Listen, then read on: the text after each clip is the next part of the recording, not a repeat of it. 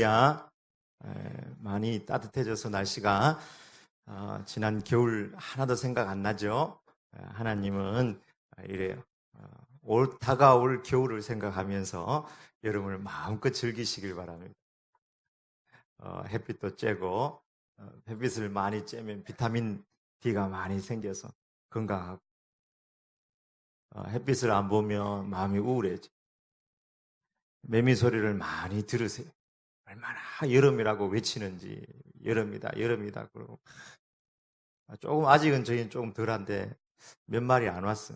보통 한 30마리 와서 저기 맹맹거리는데 아직 많이 안 왔어요. 날씨가 약간 가물어서 그런지 매미도 숫자가 조금 적은 것 같아요. 조금 더 비가 오고 그래야지 숫자가 늘어날 것 같아요. 하여튼 여름의 한 중간에 이렇게 하나님을 찬양하며 예배하러 오신 여러분을 우리 예수님의 이름으로 환영합니다. 한 번씩 이렇게 미술관을 찾아가든지 예술 작품을 보면은 이게 얼마짜리냐 이렇게 보는데 비싼 게 굉장히 많아요. 모나리자 같은 작품은 관광객들이 너무 많이 찾아오기 때문에 그 모나리자 작품의 값어치를 어느 정도 매길 수 있는 게 없다고 그래요. 근데 그런 유명한 작품들 중에 특별히 또 비싼 작품이 있는데 그게 바로 뭉크의 절규라는 작품입니다. 그래서 미국에서 경매를 냈는데 이게 우리 돈으로 어느 정도 되느냐 하면은 1,300억 정도. 130억도 아니고 13억도 아니고 1,300억이라는 가치가 나온 거예요. 그림 하나에 1,300억이에요.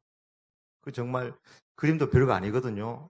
막 이러면서 이렇게 한 그림인데 옆 사람 여러분 쳐다보면서 이게 1,300억이에요. 1,300억보다 훨씬 귀한 얼굴인데 근데 제가 묵상하면서 이게 도대체 이게 왜 1,300억이 됐을까?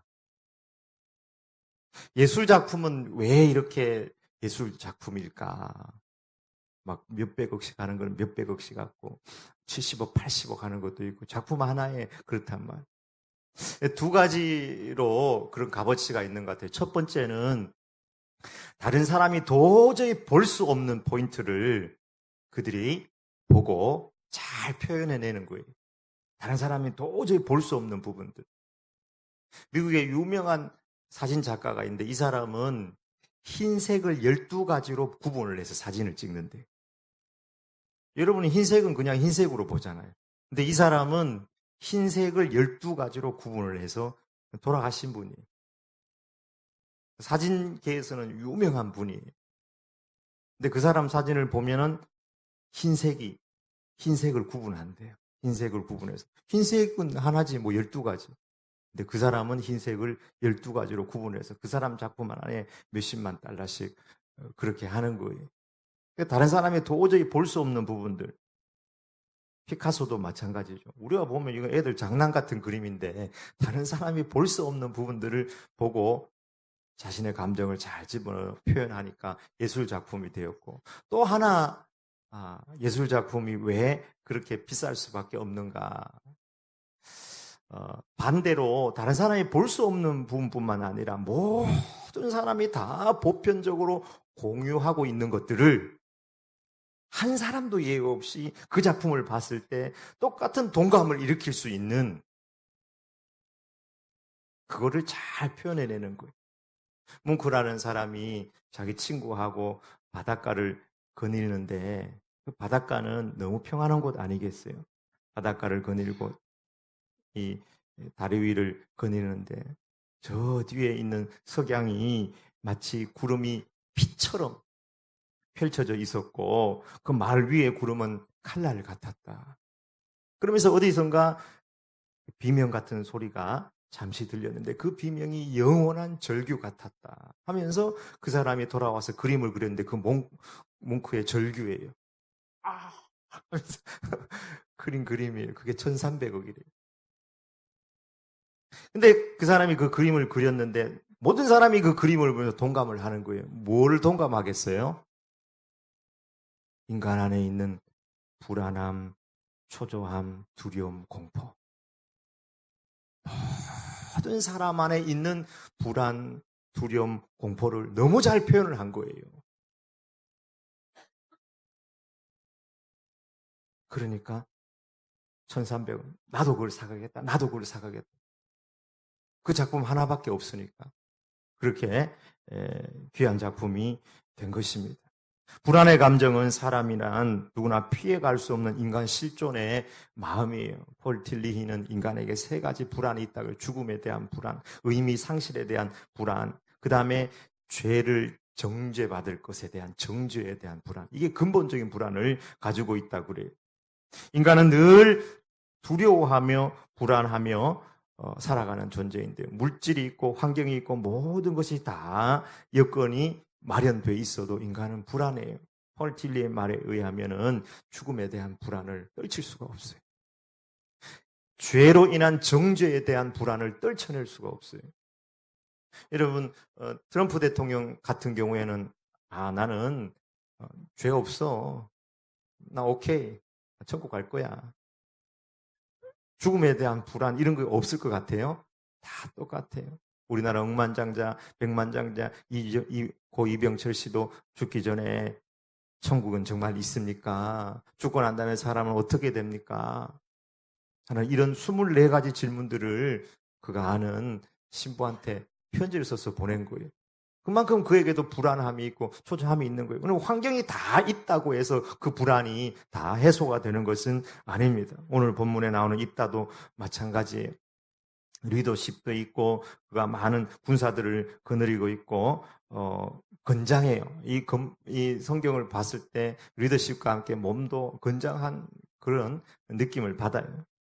근데 입다가 가진 재능 중에 하나가 뭐냐면 입다는 타고난 협상가라는 사실을 발견하게 됩니다. 말을 참 잘해요.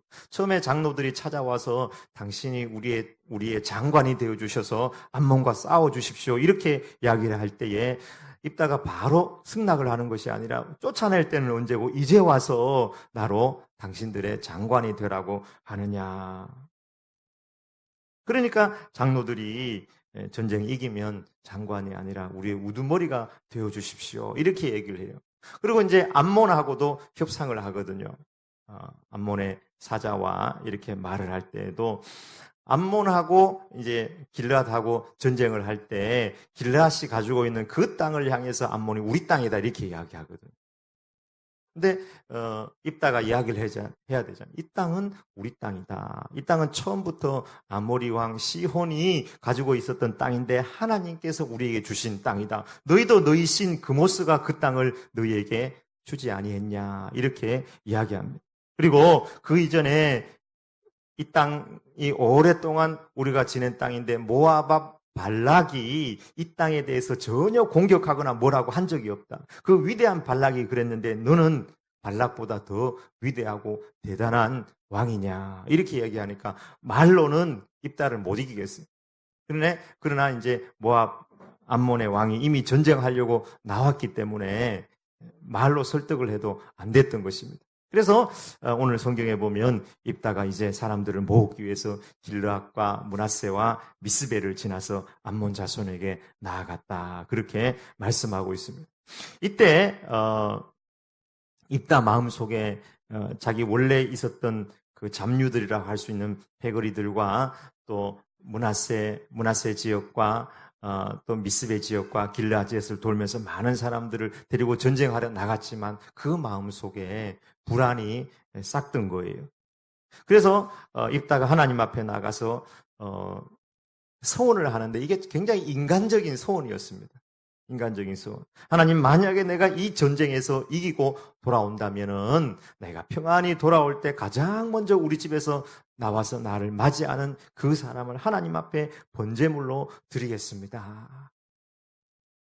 그리고 입다가 전쟁을 해서 암몬 성읍 20개를 무찌르고 큰 승리를 얻고 이제 개선 장군이 되어 돌아와요. 돌아오는데 이 집에서 가장 먼저 누가 나왔냐 하면은 무남 동료 자기 딸이 속옷치고 춤추면서 아빠 잘했어요. 아빠 승리했어요. 기뻐하면서 가장 먼저 자기 딸이 뛰어나는 거예요. 하나밖에 없는 성경에는 그냥 무남 동료라 이렇게 돼 있는데 원어로 보면은 다른 아들은 없다 뭐 이런 식으로 돼 있어요. 우리말로는 무남 동료 이렇게 돼 있는데 없다는 말을 2번이나 쓰고 있습니다. 다른 딸도 없고 아들도 없고 이거 하나밖에 없다. 딸 있는 아빠들은 저는 딸이 없어서 잘 모르겠지만 기절해 버립니다. 자기 딸이 전쟁하고 왔는데 먼저 나오면 바친다고 했는데 딸이 나와버려. 성경을 읽으면서 이런 마음들을 우리가 읽지 못하면 성경 읽지 못하는 거예요. 얼마나 우리가 마음이 강팍해 있는지 아마 그런가 보다. 입다시가 잘못했네. 입다 마음이 찢어져요. 너는 나를 괴롭게 하는 자로다. 너는 나를 참담하게 하는 자로다 하면서 옷을 막 찢어요. 내가 하나님을 향하여 입을 열었으니 어찌 그대로 행하지 않을 수 있겠는가? 아버지, 아버지께서 하나님을 향하여 입을 열었다면 그대로 나에게 행하십시오. 그러나 2달만 시간을 주세요. 하면서 산으로 가서 처녀를 인하여 죽음을 애곡하고 자기의 인생을 정리하고 돌아와요. 2달 만에 입다가 그 딸에게 하나님 앞에 약속한 대로 행하였고 그 백성들은 매년 입다의 딸에 죽은 그 해가 되면 여인들이 4일 동안 그 딸을 기억하면서 애곡하였다. 그렇게 기록하고 있습니다. 첫 번째, 불안이 우리를 찾아올 때 믿음의 반응을 해야 됨을 말씀하고 있습니다. 여러분, 신앙은 반응이에요. 신앙은 상황이 아닙니다. 어떤 상황에 있다 할지라도 어떤 반응을 보느냐 하는 그것이 신앙이에요.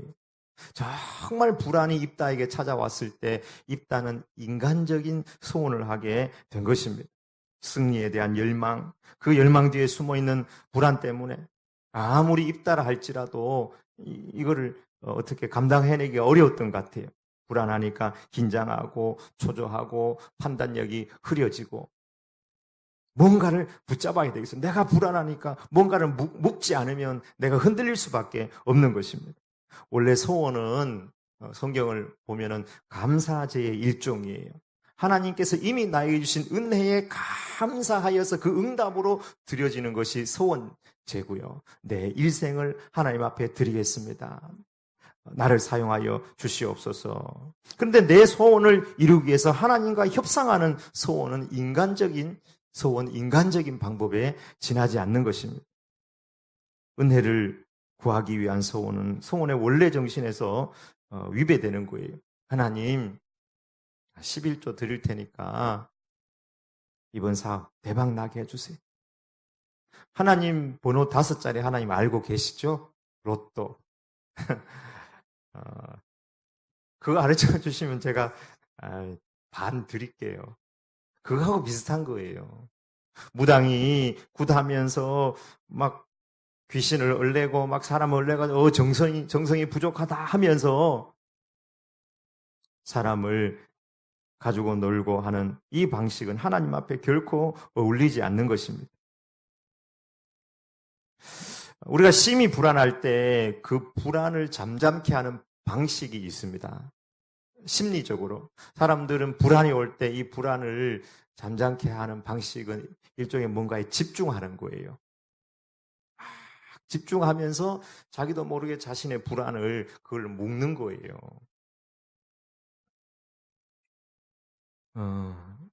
이게 이제 심리적인 건데, 미국은 마약을 굉장히 많이 해요. 미국의 마약으로 인한 사고나 이런 것들을 미국의 지도로 만들어 놓은 게 있어요. 보면은 뭐 다 미국 전역이 새빨개요. 마약 많이 한 지역은 빨간 걸로 표시하는데 미국 전체가 새빨개. 헤로인이나 코카인이나 이런 거는 양반 같은 마약. 지금은 가장 싸면서 사람에게 치명적인 인간이 인공적으로 만든 화학품이 있어요. 이런 건 $5 정도밖에 안 한대. 무슨 마약이냐 면 좀비 마약 같은 거. 이 마약을 하면 사람이 막 사람을 물어뜯는데 그런 케이스가 지금 미국에 여러 차례 생겼어요.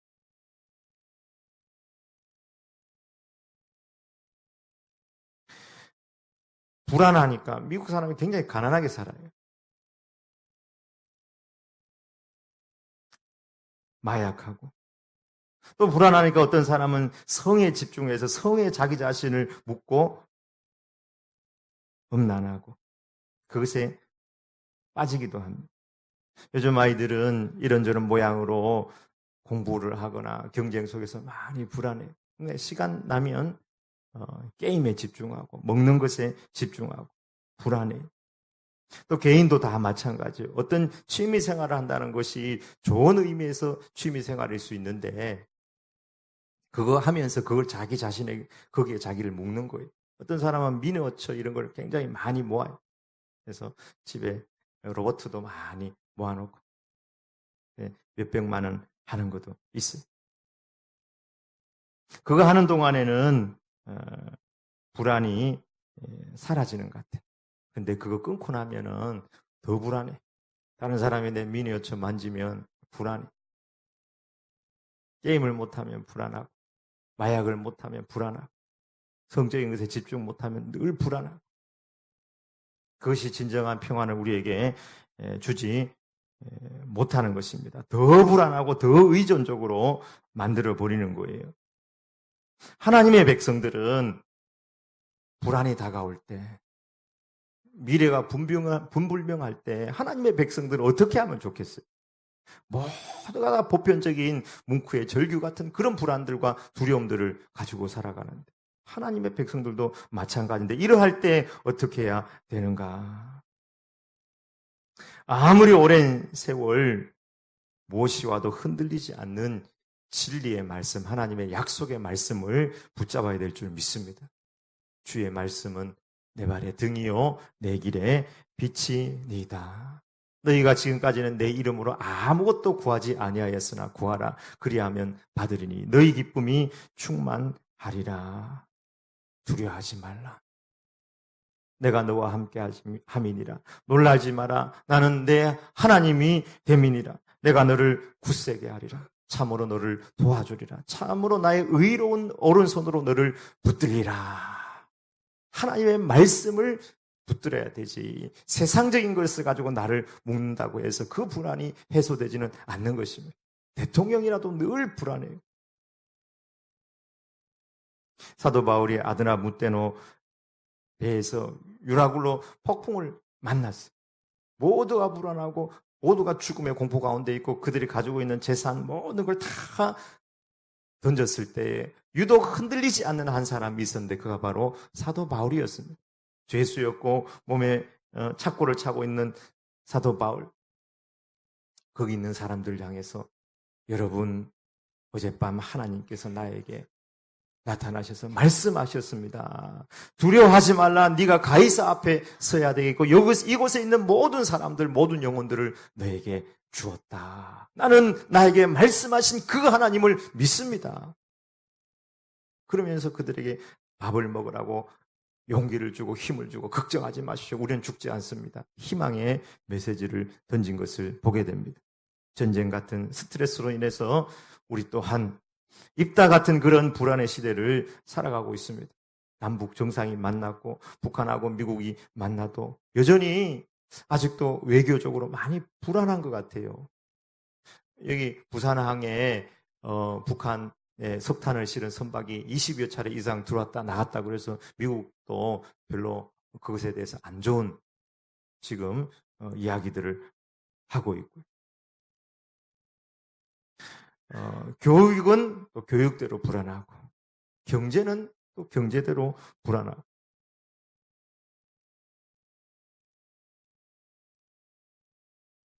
이런 너무나 많은 외부적인 불안의 삶 가운데서 술이나 게임이나 마약이나 또 다른 안식을 향해서 달려가는 시대지만 입다처럼 스스로의 한계를 넘지 못하는 너무나 인간적인 소원에 지나지 않는다는 사실이에요.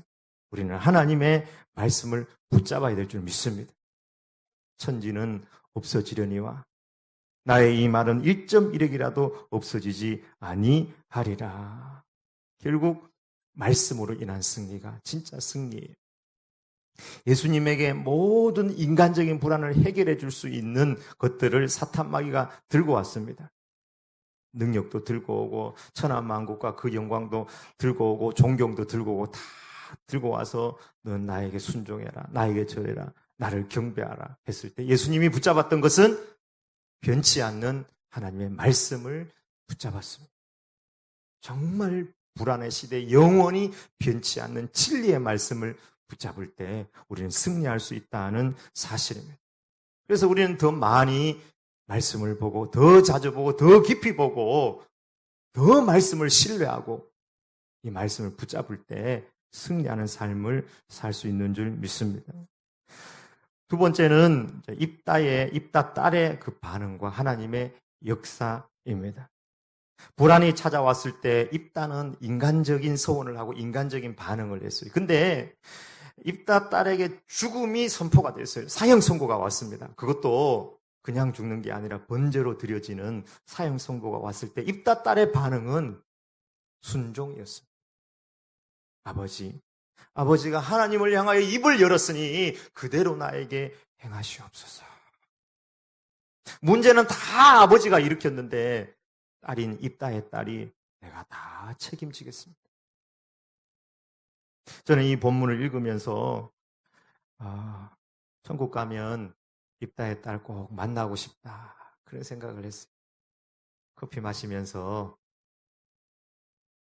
위로해주고 싶고 얼마나 마음이 아팠을까. 정말 훌륭한 딸이다.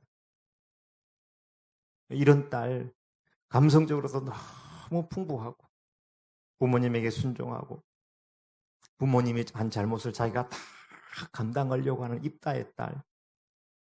전쟁도 끝나고 평화고 소고치고 춤추고 이제 아버지가 우두머리가 되니까 자신이 좋은 신랑 만나서 결혼할 수 있고 행복한 날들만 남았는데 그 전쟁의 승리는 입다 딸에게는 사형 선고의 날이나 마찬가지였습니다.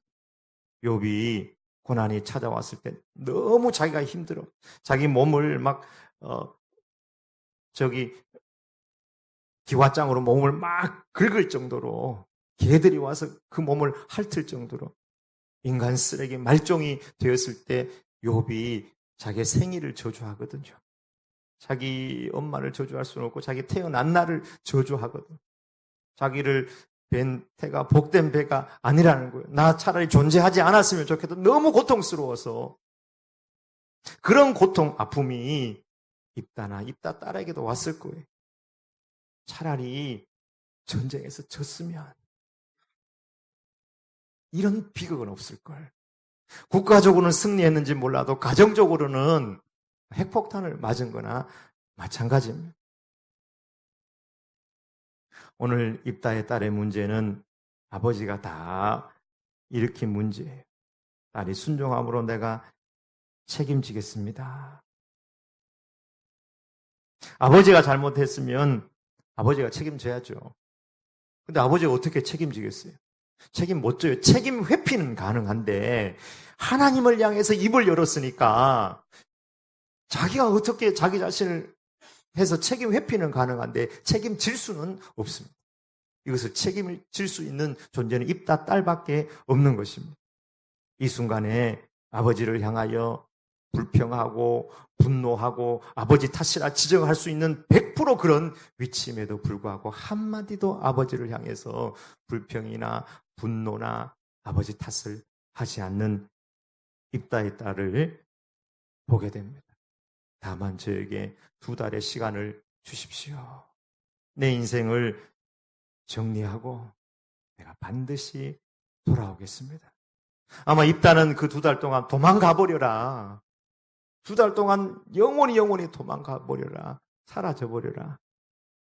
그렇게 생각했을지도 모르겠습니다. 입다의 딸, 결혼도 하지 않은 처녀가 얼마나 현숙하고 견고한 믿음, 순종의 믿음이 있는지 모르겠습니다. 이런 딸이 며느리가 됐으면 좋겠어요. 귀한 며느리, 입다의 딸. 천국 가서 꼭 커피 한잔 해야 되겠어요. 근데 이곳에서 드는 의문이 왜 하나님께서 입다의 딸이 번제로 드려질 때까지 침묵했을까 하는 것이었습니다.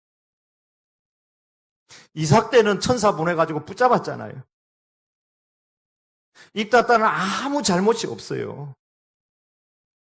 이렇게 순결하고 이렇게 순종적이고 이렇게 모든 걸 자기가 책임지겠다고 하면, 하나님께서 살아계신다면, 하나님께서 인신제사를 싫어하신다면 나타나서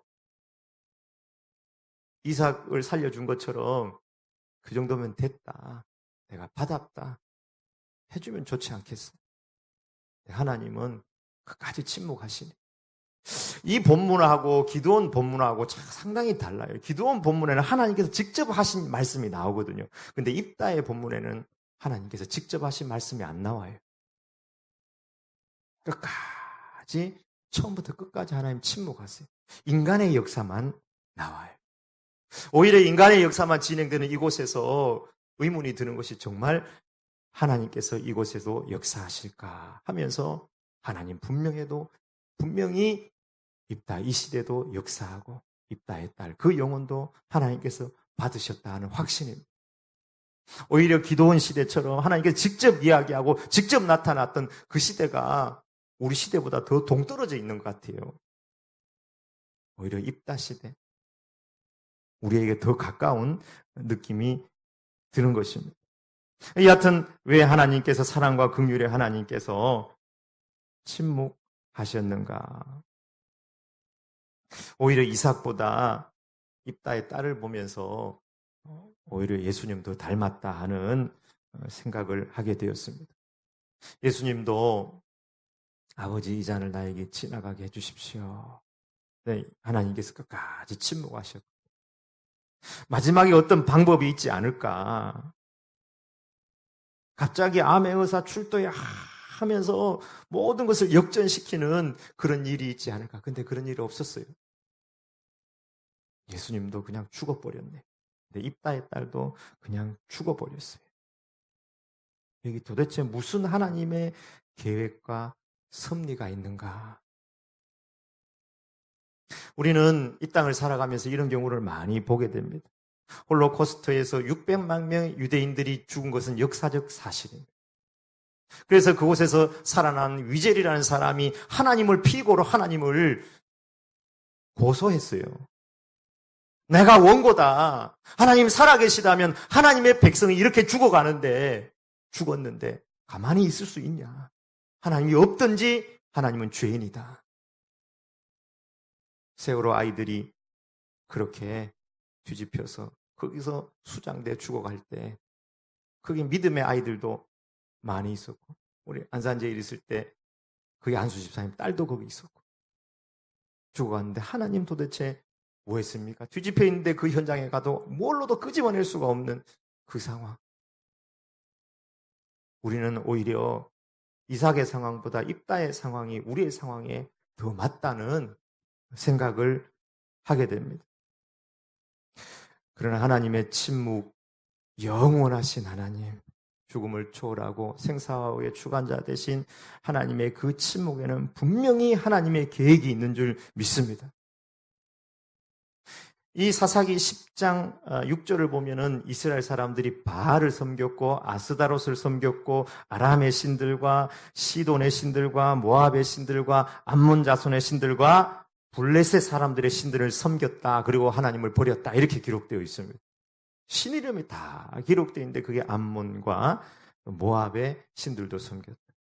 그 당시에 입다가 내가 사람을 바치겠습니다. 이렇게 한 걸 보면 인신제사가 상당히 많이 행해졌다 하는 것을 간접적으로 알 수 있습니다. 인류 역사에 있어서 인신제사는 사실 최근까지도 일어났던 일들이에요. 사람들이 참 독해요. 자기들의 소원을 이루기 위해서 사람을 제물로 드려요. 사람을 제물. 인도에도 보면 그런 게 비일비재하고, 여행을 다니면 그림에 사람을 드리는 그림들도 많이 있습니다. 조각품에. 왜 하필 입다가 전쟁하고 돌아올 때 입다 딸이 나오는 것에 대해서 하나님께서 침묵하셨는가? 그걸 허락해 주셨는가? 이런 질문을 해보는 거예요. 그럼 오늘 마지막 성경에 보면은 이스라엘의 딸들이 해마다 39절에 보면은 2달 만에 그의 아버지에게 돌아온지라. 이거도 가슴이 아파. 2달 만에 돌아왔대. 안 돌아왔으면 좋은데. 그는 자기가 소원한 대로 딸에게 행하니 딸이 남자를 알지 못하였더라. 이것이 이스라엘의 관습이 되어 이스라엘의 딸들이 해마다 가서 길르앗 사람 입다의 딸을 위하여 나흘씩 애곡하더라. 그 딸을 하나님 앞에 바친 그 일로 인하여 매년 이스라엘에 있는 여인들이 길르앗 사람 그 딸을 기억하면서 통곡한 거예요. 그러면서 그 백성이 인신 제사는 안 된다. 절대로 안 된다. 이건 우리의 심장을 찢어놓는 일이다. 온 백성이 나흘 동안 그 여인들이 통곡하면서 그날을 기념했다는 것입니다. 우리가 알지 못하는 하나님의 계획은 하나님의 구원의 역사인 줄 믿습니다. 예수님이 십자가의 끝까지 죽으셨지만 그 순간은 침묵이지만 그 다음 부활이 있고 그 다음 구원이 있는 것처럼 우리 현실 가운데 도저히 우리가 받아들일 수 없는 고난이나 아픔이나 어려움이 있습니다. 오늘 이해가 안 돼. 도저히 이해가 안 돼. 하나님이 살아계시고 사랑이라는 그것에 대해서 이해가 안 돼. 그러나 하나님의 침묵에는 하나님의 뜻과 계획이 있음을 분명히 기억하고 신실한 하나님을 믿으시고 붙잡으시길 축복합니다. 여러분, 신앙은 반응이에요. 불안이 나를 찾아올 때 인간적인 반응을 하지 말고 세상과 나를 묶지 말고 하나님의 말씀, 변치 않는 하나님의 말씀을 붙잡으시길 축복합니다.